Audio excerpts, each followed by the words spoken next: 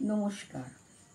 আমার নিজের ভাবনা সবসময় আমাকে ভাবায়, আর সেই ভাবনাগুলোই আমি তোমাদের মাঝে তুলে ধরি।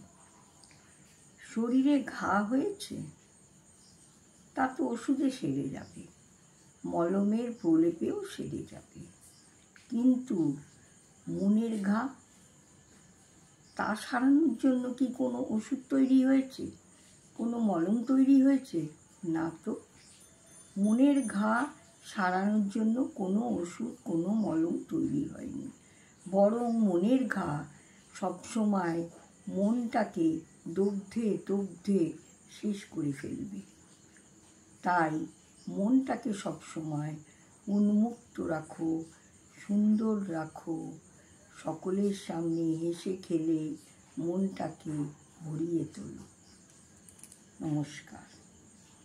আমার বলা কথা যদি ভালো লাগে তাহলে প্লিজ আমার পেজটিকে লাইক, কমেন্ট, শেয়ার ও সাবস্ক্রাইব করে দিও। ধন্যবাদ।